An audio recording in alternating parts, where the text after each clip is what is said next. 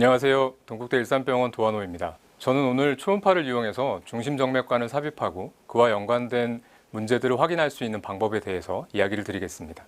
초음파를 이용하면 혈관이 시술에 적절한지 사전에 확인할 수가 있고, 시술 과정에서 바늘의 끝이 혈관 내로 진입하는 과정을 관찰할 수가 있습니다. 그리고 확장기를 사용하기 전에 가이드와이어의 위치를 확인할 수 있어서 보다 안전한 시술을 하는데 도움이 됩니다. 또한 시술 이후에 초음파 검사를 통해서 기흉의 확인이나 카테터 팁의 위치를 즉시 확인할 수 있습니다. 초음파 유도 방법은 중심정맥관을 삽입하는 모든 환자에게서 추천이 됩니다. 사실 중심정맥관은 저희에게 너무 익숙한 일이고 일상적으로 하는 일이지만, 환자가 볼륨이 부족하거나 응고장애나 출혈 성향이 있다거나 이전에 시술이 실패해서 재시도를 하는 경우에는 부담이 되는 게 사실입니다. 이러한 경우에 초음파가 특히 더 도움이 될 수 있겠습니다. 또한 시술과 연관된 기흉을 확인하거나 도관의 위치가 적절한지를 신속하게 확인하기 위해서 초음파를 활용할 수 있겠습니다. 과거 해부학적 접근 방법으로 중심정맥관을 삽입하던 때에는 합병증이 빈번하게 발생했습니다. 합병증은 첫 시도가 실패해서 여러 번 시도하는 경우에 특히 많이 생기게 됩니다. 그리고 환자들이 저혈량 상태거나 체격이 크고 비만한 경우, 그리고 응고장애 등이 동반된 경우에 시술과 연관된 합병증이 증가하게 됩니다. 하지만 초음파 유도로 시술을 하게 되면 혈관과 바늘의 진입을 바로 볼 수 있으며, 초음파 등의 사전 준비 기간을 포함하더라도 전체의 시술 시간이 오히려 줄어들고 합병증의 발생도 의미 있게 줄어듭니다. 이러한 이유로 오래전부터 다수의 기관에서 초음파 유도 시술을 권고해왔고, 중환자일수록 이러한 초음파 유도 시술을 강조하고 있습니다. 하지만 어려운 사례를 해결하기 위해서는 여러분들께서 평소에 초음파 사용에 익숙해져 있어야 하겠습니다. 먼저 시술을 하기 전에 어떤 준비가 필요한지 이야기를 드리겠습니다. 탐촉자를 감싸는 무균 커버를 준비할 것을 추천드립니다. 무균 커버의 말단을 시술자의 손으로 잡고 다음과 같이 탐촉자를 집어넣을 수 있습니다. 보조자가 없더라도 이런 방식으로 혼자서도 하실 수 있습니다. 그리고 무균 커버가 준비가 안 되는 경우는 테가덤을 이용한 레스큐 커버를 만들 것을 추천드립니다. 테가덤을 이용하는 경우는 다음과 같이 탐촉자의 넓은 면부터 붙이시면 됩니다. 테가덤이 붙지 않는 부분은 소독포를 이용해서 감싸고 사용하시면 되겠습니다. 무엇보다 제일 중요한 점은 시술하는 사람의 시야 안에 시술 부위와 준비된 도구와 초음파 화면이 하나의 시야 안에 있어야 된다는 겁니다. 고개를 돌리지 않고 시선을 바꾸는 것만으로도 초음파 화면이 보이도록 위치를 선정하는 것이 아주 중요합니다. 이제 초음파를 이용하는 첫 번째 단계로 사전 검사에 대해 이야기를 드리겠습니다. 사전 검사는 시술 부위를 소독하기 전에 하시는 게 좋습니다. 정맥의 내부와 주행을 관찰하고 정맥을 압박해서 혈전이 있는지를 확인합니다. 사전 검사를 통해서 정맥을 천자할 위치나 또는 정맥이 드레인되는 근위부가 좁아져 있진 않은지를 확인합니다. 좁아져 있거나 혈전으로 막혀 있다면 당연히 그 부위에서 시술을 시행하지 않아야 하겠습니다. 다음으로는 천자할 정맥이 동맥의 위쪽에 올라타 있지 않도록 환자의 고개를 돌려서 최대한 위치를 조정합니다. 많은 경우에 영상처럼 고개를 돌리는 것만으로 경정맥의 위치를 동맥의 전방에서 측면으로 이동시킬 수 있습니다. 또한 하체를 올리거나 발살발을 통해서 비너스 리턴을 증가시키는 것이 도움이 됩니다. 혈전은 동반하는 증상이 비특이적인 경우가 많기 때문에 사전 검사가 중요합니다. 그리고 최근에 생긴 혈전은 에코제닉하지 않게 보일 수 있습니다. 그래서 혈전을 확인 시에는 탐촉자를 압박해서 정맥이 컬랩스 되는지를 확인하는 것이 필요합니다. 물론 컬러 도플러를 통해서도 확인할 수 있습니다. 두 번째 사전 검사로 동측의 흉막의 움직임을 미리 확인하는 것을 추천드립니다. 흉막 두 장이 서로 붙어 있다는 소견으로는 렁 슬라이딩 사인이나 비라인즈나 렁 펄스 등이 있는데요. 시술 후에 이런 소견이 소실된 것을 확인하면 보다 쉽고 높은 정확도로 기흉의 발생을 확인할 수 있습니다. 특히 결핵이 많은 동양인이나 타이달 볼륨이 낮게 미카니컬 벤틸레이션을 하고 있는 환자들에서는 시술 전에 흉막 미끄러짐을 관찰하는 게 굉장히 어려울 수 있습니다. 그래서 시술 전후를 비교하여서 판단하는 것이 유리하겠습니다. 이제 펑처 단계입니다. 피부를 천자하는 위치는 해부학적인 접근 시 접근하는 위치에서 크게 벗어나지 않도록 해야 됩니다. 이러한 주의 없이 초음파만 보면서 시술을 하는 경우에는 경부의 너무 위쪽이나 아래쪽을 천자하게 되고, 이러한 경우에 인접한 구조물에 손상을 줄 가능성이 증가하게 됩니다. 시연을 하면서 말씀드리겠습니다. 1cm 깊이의 타겟을 천자하기 위해서는 1cm 떨어진 곳에서 45도 각도로 바늘이 진입하면 되겠습니다. 진입각을 30도로 잡고 싶은 경우는 2cm 정도 떨어진 곳에서 진입을 시작하면 됩니다. 꼭 기억하실 점은 피부 천자를 할 위치를 정한 다음에 그 위치까지 반드시 탐촉자를 이동시켜서 여기서부터 시술을 시작해야 된다는 점입니다. 흔한 실수로 혈관이 잘 보이는 위치에 현혹돼서 바늘을 바로 여기에서부터 진입을 시키는 경우가 생깁니다. 이러한 경우에 우리는 더 아래쪽에 어떤 구조물이 있는지를 모르기 때문에 우리가 확인하지 못한 더 깊이 있는 동맥이나 흉막에 손상을 줄 가능성이 있습니다. 바늘의 접근 방식은 혈관과 바늘을 스캔하는 방향에 따라 세 가지로 나눠 볼 수 있습니다. 숏 엑시스, 롱 엑시스, 어블릭 엑시스의 순서로 이야기를 드리겠습니다. 바늘과 혈관을 모두 숏 엑시스로 스캔하는 경우 바늘은 초음파가 스캔하는 플랜 바깥에 있다가 나타나게 됩니다. 이러한 접근을 아웃 오브 플랜 어프로치라고 합니다.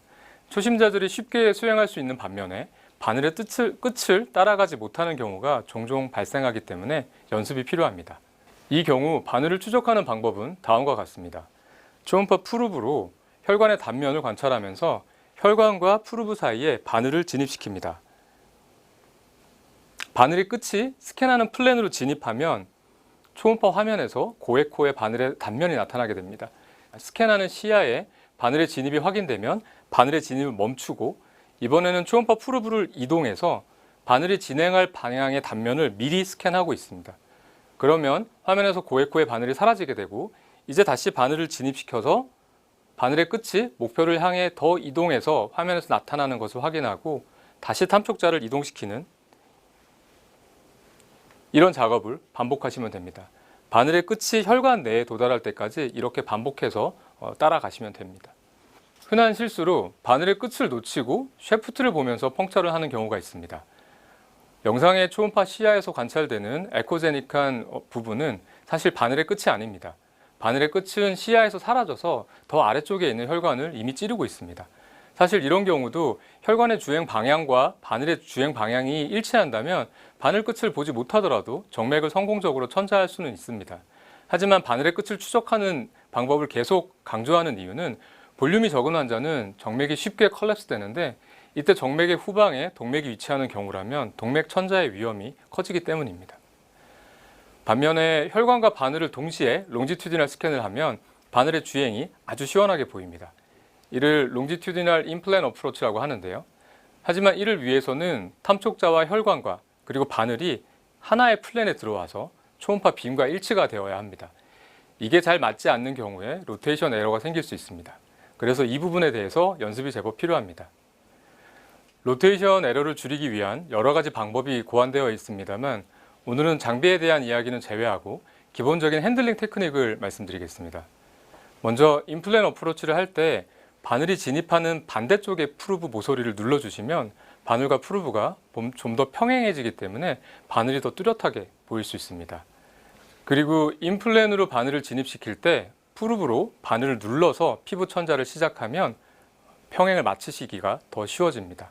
마찬가지 방법을 아웃 오브 플랜 접근 시에도 적용해 볼 수 있겠습니다. 그리고 지금 보시는 부분은 앞서 말씀드렸던 숏 엑시스 아웃 오브 플랜 어프로치에서 바늘의 끝을 점차적으로 따라가는 방법을 설명드리고 있습니다. 바늘을 진입할 때 또는 시술 중에 바늘의 위치를 찾기 어려운 경우에는 바늘을 넣었다 빼는 이런 무브먼트를 반복하면 화면에 깜빡이는 고에코의 바늘 끝이 보였다 안 보였다 하면서 인지를 하는 데 도움이 됩니다. 다만 여러분이 바늘의 셰프트를 스캔하고 있다면 이러한 현상이 보이지 않으므로 바늘이 얼마나 진입하였는지 염두에 두고 확인을 하셔야 됩니다. 비슷한 방법으로 바늘을 좌우로 움직이면 화면에서 움직임이 관찰되기도 합니다. 그리고 볼륨이 적은 환자에서 시술을 할 때는 프루브로 피부를 누르는 것만으로도 혈관이 찌그러져서 시술이 곤란한 경우가 생깁니다. 이때는 젤을 충분히 사용하시고 시술자의 손을 환자의 턱이나 쇄골에 고정해서 프루브로부터 압력을 분산시키는 것이 중요합니다.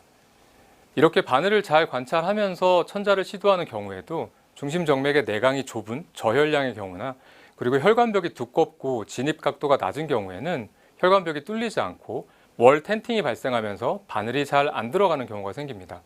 지금 보시는 환자는 아트리얼 BP가 30 전후가 나오는 환자인데 혈관이 천자가 되지 않고 뒤로 텐팅이 되는 현상이 반복되고 있습니다. 이러한 경우 나사못을 돌리듯이 바늘을 돌려보라고 하는데 이 환자에서는 그 방법으로도 해결이 어려운 상태였습니다. 이런 경우 바늘을 더 깊게 삽입한 후에 뒤로 조금씩 빼면서 정맥 내에 위치시키는 이러한 방법을 사용하기도 하는데 이럴 때 정맥이 관통되고 후벽에 손상이 잘 발생할 수 있습니다.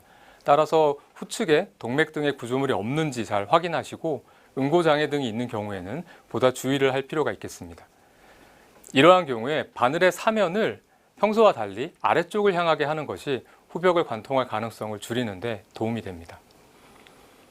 오블릭 어프로치 방법은 동맥과 정맥을 동시에 관찰하는 숏엑시스 어프로치의 장점과 바늘을 인플랜으로 관찰하는 롱엑시스 어프로치의 장점을 모두 가지고 있습니다. 체구가 작거나 목이 짧은 환자는 롱지튜디널 어프로치를 적용할 공간이 확보되지 않는 경우가 종종 있습니다. 그래서 이런 경우는 트랜스버스 어프로치를 하게 되는데요. 이때에도 환자의 턱이 커서 바늘의 진입각이 높게 나타나는 경우는 바늘을 따라가기 힘든 경우가 생길 수가 있고요. 그리고 목에 너무 아래쪽을 천자하는 경우도 생길 수가 있습니다. 이러한 상황에서 오블릭 어프로치를 하면 시술에 필요한 공간을 충분히 확보할 수 있어서 시술을 하시기가 더 편리합니다. 환자의 머리 쪽에서 다리 쪽으로 내경정맥이 주행을 하고 있는데요. 이 혈관을 바깥쪽에서 안쪽으로 비스듬하게 스캔을 하게 되면 정맥과 동맥을 동시에 관찰할 수 있습니다. 또한 바늘은 임플랜으로 푸르브의 아래쪽으로 진입을 시킬 수 있기 때문에 정맥과 동맥을 동시에 관찰하면서 바늘이 진행하는 과정을 아주 잘 관찰할 수 있습니다. 이렇게 오블릭 어프로치 방법은 정맥과 동맥을 동시에 관찰할 수 있고 바늘의 주행을 잘 볼 수 있기 때문에 동맥 손상을 줄일 수 있는 좋은 접근 방법입니다. 다음으로 혈관을 천자하고 가이드와이어를 넣은 다음에 확장기를 사용하기 전에 초음파로 가이드와이어 위치를 확인하는 방법에 대해서 이야기를 드리겠습니다. 확장기를 사용하기 전에 가이드와이어를 확인하는 것은 다음과 같은 문제를 확인하기 위해서입니다. 정맥의 바로 뒤에 동맥이 위치하는 상태에서 시술자가 바늘 끝을 제대로 따라가지 못하면 바늘은 정맥을 뚫고 뒤에 있는 동맥으로 진입하게 됩니다. 보시는 것처럼 초음파 유도로 시술을 하였지만 가이드와이어가 정맥을 관통해서 동맥으로 들어가고 있습니다. 실제 임상 현장에서 이러한 일들이 드물지 않게 생깁니다. 따라서 다일레이터를 사용하기 전에 가이드와이어의 주행 루트를 확인하면 혈관 손상을 사전에 방지할 수 있겠습니다. 하지만 정맥을 관통하여 동맥이 천자가 된 이런 상황에서는 피부를 천자한 부분 근처에서 가이드와이어를 스캔한다면 가이드와이어가 정맥 내에 있는 것으로 착각할 수 있습니다. 그래서 가이드와이어 스캔을 할 때는 피부를 천자한 위치에서 가능한 멀리서 관찰하는 게 좋겠습니다. 저는 푸르브를 쇄골에 접하는 위치까지 내려서 근위부의 경정맥 내부를 관찰하도록 권하고 있습니다. 근위부의 경정맥을 확인한 상태에서 탐촉자를 환자의 머리 방향으로 더 기울이게 되면, 즉 탐촉자의 빔을 환자의 흉곽 방향으로 더 깊게 스캔을 하면 가이드와이어가 주글라 베인에서 브라키오세팔릭 베인으로 들어가는 것까지 확인할 수가 있습니다. 카테터 삽입을 완료한 후에 기흉 발생과 카테터의 위치를 확인하기 위한 초음파 검사를 소개해드리겠습니다. 먼저 흉막 검사입니다. 시술 전에 확인했던 흉막이 붙어 있다는 근거들이 유지되고 있는지를 다시 확인합니다. 흉막의 미끄러짐이 소실되는 경우는 다양하기 때문에 흉막 미끄러짐이 없어진 것만으로 기흉을 진단하기는 어렵고 롱포인트라는 소견을 확인해야 합니다. 하지만 지금 보시는 사례처럼 시술 전에 존재하던 롱슬라이딩 사인이 시술 후에 사라졌다는 것을 비교를 통해서 확인한다면 더 간단하고 직관적으로 기흉을 확진할 수 있겠습니다. 다음으로 심장 내의 버블을 확인하는 검사입니다.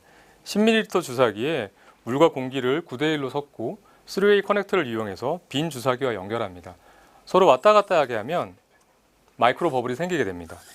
이렇게 생성된 마이크로 버블을 중심 정맥관으로 투입하면 에코제닉한 버블을 관찰할 수 있습니다. 이 검사를 버블 스캔이라고 표현합니다. 정상적으로는 중심 정맥관의 팁이 우측 심장에 접해 있기 때문에 버블을 주입하는 즉시 우심방과 우심실에서 이를 관찰할 수 있습니다. 즉 카테터의 위치가 정상인 경우에는 버블을 투여하는 즉시 우측 심장에서 이를 확인할 수가 있습니다. 하지만 이렇게 잘못된 위치에 놓인 경우는 버블을 주입하고 1초 이상이 지나야 우측 심장에 버블이 도착하게 됩니다. 지금 사례는 1.5초가 소요가 되었고요. 이 사례에서는 버블이 보일 때까지 2초 이상이 걸리고 있습니다. 이렇게 버블이 도착할 때까지 1초가 넘어가는 경우는 카테터의 위치가 잘못되었다고 판단하시면 됩니다. 반대로 버블이 즉시 1초 이내에 확인되는 경우에는 엑스레이 확인까지 기다리지 않고 중심정맥관을 미리 사용하셔도 괜찮겠습니다. 지금까지 말씀드린 내용을 정리하면 시술 전에 혈관의 상태를 확인하고 시술에 유리한 자세를 확보합니다. 흉막 검사는 시술 전후를 비교하는 것이 기흉 발생 시에 판단하는 데 편리할 수 있겠습니다. 바늘의 진입은 초음파 유도 하에 시행하여야 하며 어떤 방법으로 스캔을 하더라도 바늘의 끝이 혈관 내부에 도달하는 과정을 놓치지 않고 스캔하셔야 합니다.